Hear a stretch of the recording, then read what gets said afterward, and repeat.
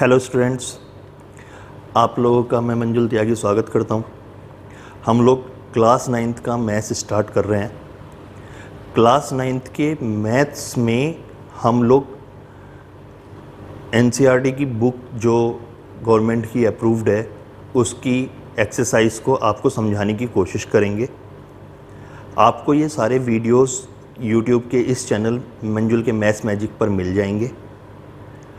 आपको इसका लिंक और आपको व्हाट्सएप पे मिल सकता है, और आप देखना चाहो तो आपको इसके अदर तरीके से भी लिंक मिल जाएंगे। स्टार्टिंग हम इसमें बिल्कुल स्टार्टिंग से कर रहे हैं। आप ऐसे मानिएगा आप जैसे क्लास में पढ़ रहे हो, जो आपको कोई इशू बने, आपकी कोई प्रॉब्लम हो तो उसे राइट डाउन कर लेना, और आप मुझे मेरे व्हाट्सएप नंबर पर आप जो है इसको पूछ सकते हो। मेरा व्हाट्सएप नंबर मंजुल के मैथ्स मैजिक में जो है लिंक में आपको मिल जाएगा।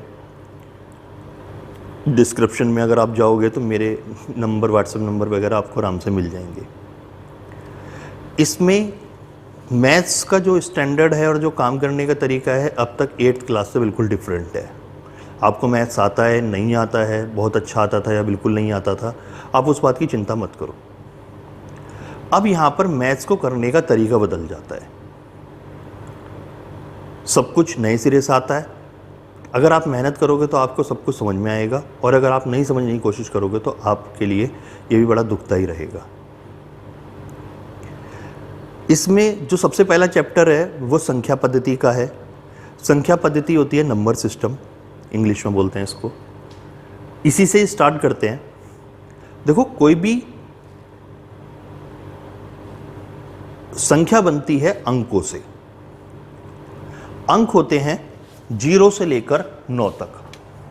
मतलब अगर हम बात करें अंक क्या हैं, तो अंक होते हैं 0, 1, 2, 3, 4, 5, 6, 7, 8 और 9। ये टोटल 10 अंक होते हैं।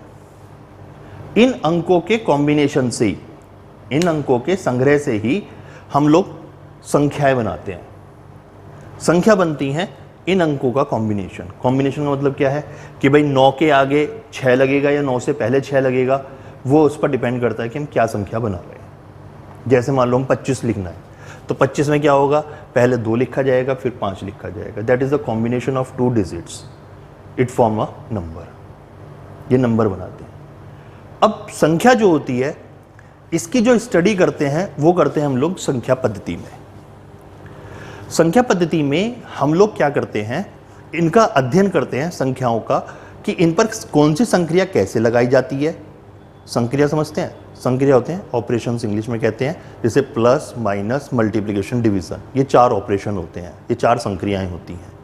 इनको कैसे लगाया जाता है, कैसे इनका रिजल्ट लाया जाता है, इनमें और क्या गुण होते हैं, ये किन किन गुणों को संतुष्ट करती हैं, ये सब चीज़ों का अध्ययन हम संख्या पद्धति में करते हैं। टोटल 2 प्रकार की संख्या पद्धति हमें भी ज्ञात है, बाकी देखते हैं और क्या होता है। एक होती है भारतीय अरबी संख्या पद्धति, जो हम लोग नॉर्मली हम लोग इंडिया में यूज़ करते हैं। दूसरी संख्या पद्धति होती है रोमन सिस्टम, जिसमें आपने देखा होगा 1st, 2nd, 3rd, 4th, 5th बनाते हैं, वो रोमन पद्धति होती है। उसका अध्ययन हमारे लिए नहीं है।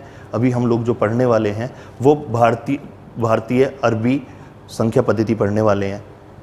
इस संख्या पद्धति में अंक जो हैं, जो संख्याएं जो हैं, इन अंकों की सहायता से लिखी जाती है। इसमें जो अंक आते हैं वो इस तरीके से लिखे जाते हैं, जबकि रोमन वाली में कैसे लिखे जाते हैं, 1st, 2nd, 3rd, 4th। याद आ रहा है ना, ये ऐसे लिखी जाती हैं। तो ये वाली जो पद्धति है ये है रोमन संख्या पद्धति, और ये वाली जो संख्या पद्धति है ये है भारतीय अरबी संख्या पद्धति। हम लोगों को इसी संख्या पद्धति का उपयोग करना है, इसका ही अध्ययन करना है, तो इस पर हम ज़्यादा जोर देते हैं। इसके बारे में हम आगे अब बात नहीं करेंगे। इस संख्या पद्धति में क्या काम करते हैं, सबसे पहले पढ़ते हैं हम लोग एक संख्याओं के बारे में, कि संख्याएं कितने कितने प्रकार की होती हैं। सबसे पहली संख्या आती है, उन्हें कहते हैं हम लोग प्राकृतिक संख्याएं। प्राकृतिक संख्याओं को इंग्लिश में कहते हैं नेचुरल नंबर्स, शॉर्ट में लिखा है थोड़ा सा। नेचुरल नंबर्स क्या होते हैं? वे संख्याएं जो गिनती में प्रयुक्त होती हैं। गिनती में प्रयुक्त होने वाली संख्याएं प्राकृतिक संख्याएं कहलाती हैं।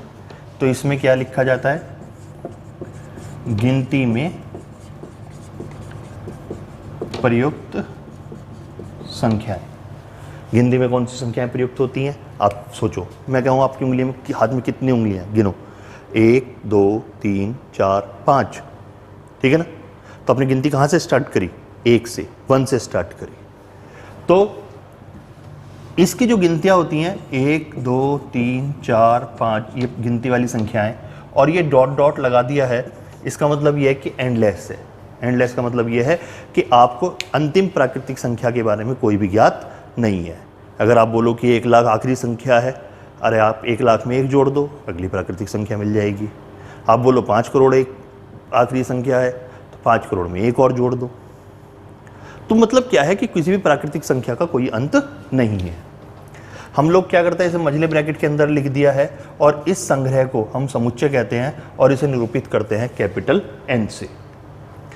इसके बाद में जो दूसरी प्राकृतिक संख्या है वो होती है पूर्ण संख्याएं। पूर्ण संख्याएं को इंग्लिश में वोल नंबर्स कहते हैं, WHOLE, वोल नंबर्स।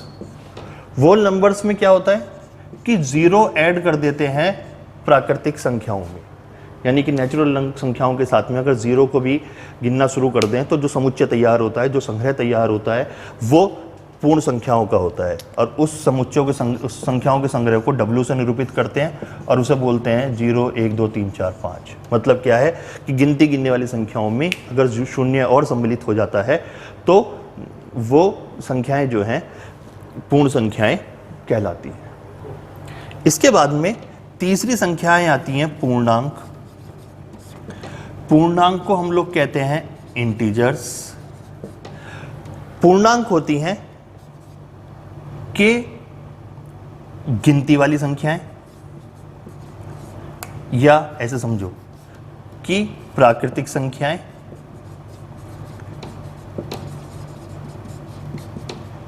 प्लस 0 और प्राकृतिक संख्याओं की ऋण संख्याएं।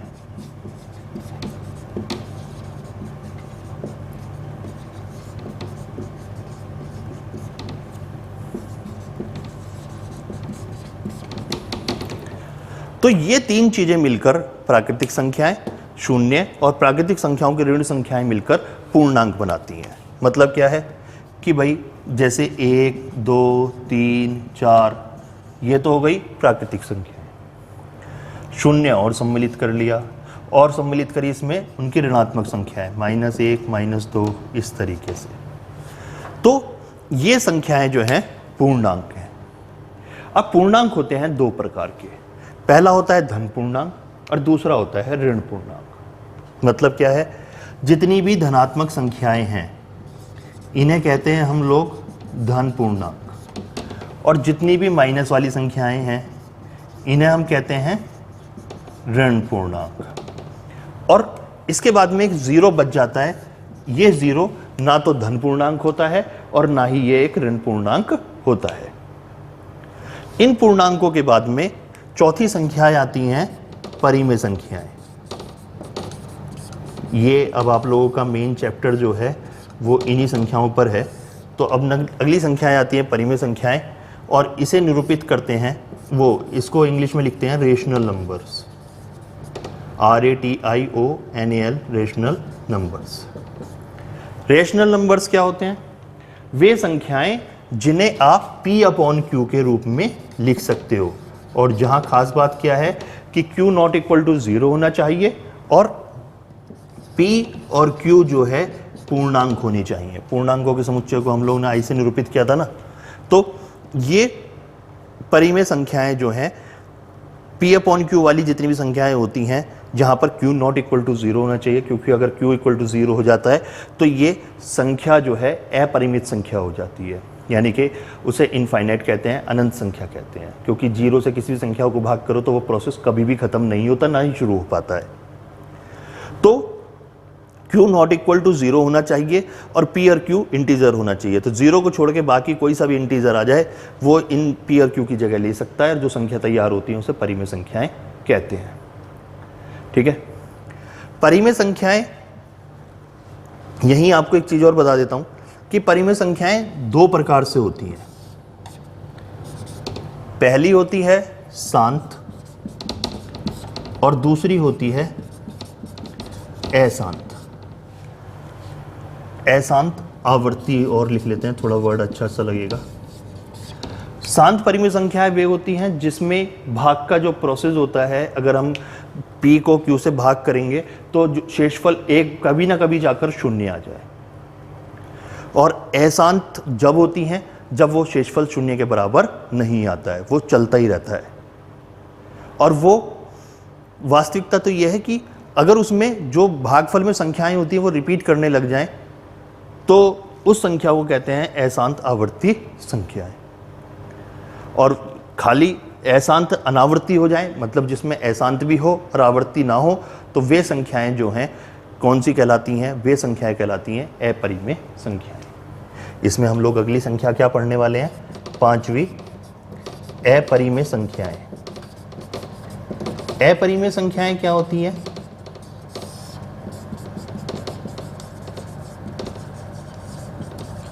वे संख्याएं जिन्हें आप P अपॉन Q के रूप में नहीं लिख सकते हो। जिन संख्याओं को आप P अपॉन Q के रूप में नहीं लिख सकते हो। तो अपरिमेय संख्याएं क्या हो गई? वे संख्याएं जिन्हें आप P अपॉन Q के रूप में नहीं लिख सकते हो। अब मेरे हिसाब से ये संख्याएं होती हैं दो। कैसे? आप समझो। परिमेय संख्याएं उन सब संख्याओं को कहने लग गए हैं जिनका आप पूर्ण वर्गमूल निकाल सकते हैं। मतलब, तो जैसे मैं भी पूछ रहा था आपसे कि रूट 4 का मान बताओ, रूट 4 का मान कितना होता है? 2। रूट 25 का मान पूछूं, 25 का वर्गमूल कितना होता है? 5। अब अगर मैं आपसे पूछूं, तो ये सारी परिमेय संख्याएं हो गई। अब मैं अगर आपसे पूछूं कि रूट 2 का मान कितना होता है? रूट 2 का मान होता है 1.414। इसके आगे भी होती हैं, इतना ही याद है, इससे ज़्यादा की जरूरत भी नहीं पड़ती है, 3 स्थान तक ज़्यादातर यूज़ करते हैं। तो ये इसके बाद दशमलव के बाद की संख्याएं जो हैं रिपीट नहीं करती। ऐसे रूट 5 है, रूट 6 है, रूट 7 है, रूट 8 है, रूट 10 है, रूट 11 है, रूट 12 है, तो इनके मान पूरी तरीके से नहीं निकलते हैं। तो ये वाली संख्याएं जो है अपरिमेय संख्याएं होती हैं। दूसरी एक अपरिमेय संख्याएं होती है जिसमें दशमलव के बाद के अंक रिपीट नहीं करते। जैसे 0 के बाद 1 2, लेकिन इसके बाद में आ गया 1 3, फिर अगर मान लो 1 2 आ गया तो उसके बाद 0, फिर 1 2 0 0, 1 2 0 0। इसका कोई फार्मूला नहीं है। आप सोचो कि यही संख्या जो मैं बोल रहा हूँ वही अपरिमेय होगी, आप कुछ भी बना सकते हो, बस दशमलव के बाद के अंक जो है रिपीट ना कर रहे हो। तो यानी कि टोटल आप इस तरीके से मान लीजिए, परिमेय संख्याएं और अपरिमेय संख्याओं को हम दो तरीके से क्लासिफाई कर लिया है।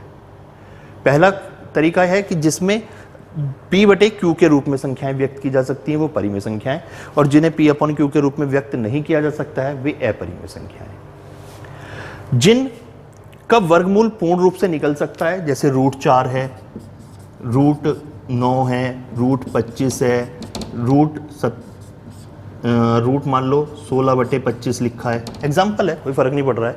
तो ये सारी संख्याएं जो हैं परिमेय संख्याएं हैं।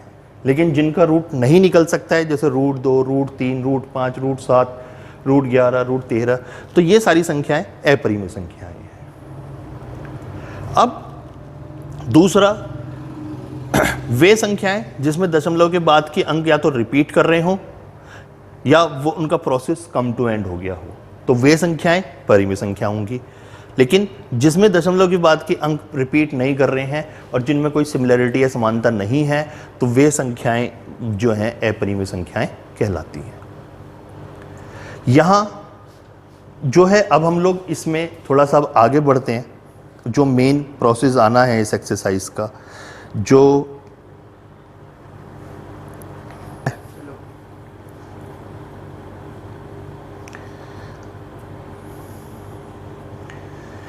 हम लोग इसमें अब आगे चलते हैं। जो इसकी पहली एक्सरसाइज है, आप इस एक्सरसाइज को ई पाठशाला से डाउनलोड कर सकते हो। नहीं तो NCERT की बुक का कोई भी सोर्स हो आप उससे ले सकते हो, वरना ये एक्सरसाइज इस वीडियो के साथ डिस्क्रिप्शन में आपको मिल जाएगी, आप वहाँ से इसका PDF फॉर्मेट में आप इसको देख सकते हो। इसमें क्या है, जो पहला क्वेश्चन है सिंपल है, ये कह रहा है कि क्या शून्य एक परिमेय संख्या है? हाँ, शून्य एक परिमेय संख्या है। क्यों? क्योंकि आप शून्य को 0/0.1, 0.2, 0.100 कुछ भी लिख दो, बस शर्त यह है किसी भी परिमेय संख्या का हर शून्य नहीं होना चाहिए, लेकिन उस संख्या का अंश शून्य हो सकता है, तो शून्य एक परिमेय संख्या है। क्या आप इसे P/Q के रूप में लिख सकते हो? हाँ, जैसे मैंने बताया आप लोगों को अभी कि 0/5, 0/10, 0/ कुछ भी लिख दो, आप वो P/Q के रूप में लिख सकते हो। लेकिन यहाँ एक बात ध्यान रखना, 0/0 नहीं लिख सकते, क्योंकि 0/0 एक इंडिटरमिनेट फॉर्म हो जाती है। दूसरा, 3 और 4 के बीच में क्वेश्चन में है, दूसरे क्वेश्चन में है 3 और 4 के बीच में 6 अपरिमेय संख्याएं ज्ञात कीजिए। देखो भैया, बहुत आसान है। एक्सरसाइज 1.1 दूसरा क्वेश्चन है, 3 और 4 के बीच में परिमेय संख्याएं लिखनी है 6। तो मैं कैसे भी लिख सकता हूं, कुछ भी लिख दीजिए आप। जैसे पहली है 3 सही 1/6, 3 सही 2/6, 3 सही 3/6, 3 सही 4/6, 3 सही 5/6। 3 सही 6/6 मत लिख देना, वो संख्या नहीं बैठेगी। इसके लिए अब एक और संख्या लिखनी है तो आप कुछ भी लिख सकते हो। 3 सही